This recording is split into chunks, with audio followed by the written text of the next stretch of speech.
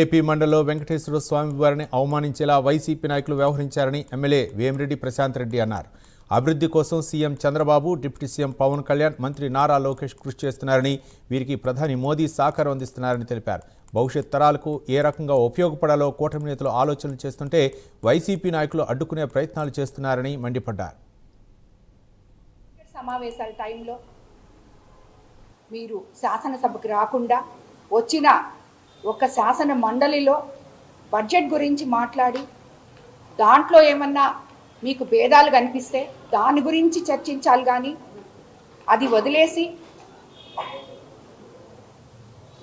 ఎన్నో కోట్ల మంది మనోభావాలతో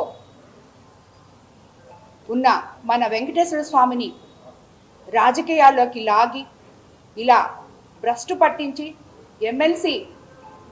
ప్రతిపక్ష ఎమ్మెల్సీలు అందరూ కూడా చెప్పులేసుకొని ఆయన ఫోటోని మండలిలోకి తేవడం అనేది నిజంగా సభ్య సమాజం అంతా కూడా ఈరోజు వైఎస్ఆర్సీపీని అసహించుకుంటుంది. ఇలాంటి పనులా వీళ్ళు చేసేది. వాళ్ళకి దేవుడు అంటే భయం లేదు, గౌరవం లేదు, నమ్మకం లేదు, మహిళలంటే గౌరవం లేదు, అలాగే రాజకీయాలంటే గౌరవం లేదు. దేని మీద నమ్మకము గౌరవం లేకుండా రాజకీయాలు ఎవరైనా చేస్తున్నారు మన దేశంలో అంటే ఒక్క వైఎస్ఆర్సీపీ పార్టీ వాళ్ళే అని చెప్పి నేను అనుకుంటున్నాను. ఏదైనా ఉంటే సామరస్యంగా మీరు మాట్లాడాలి.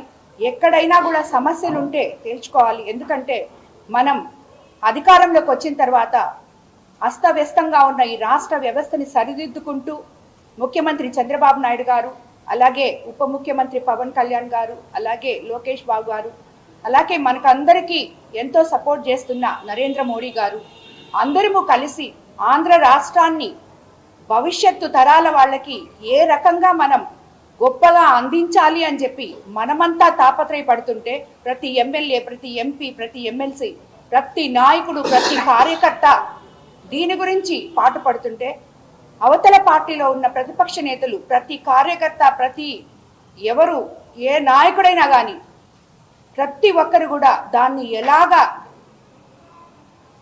జరగకుండా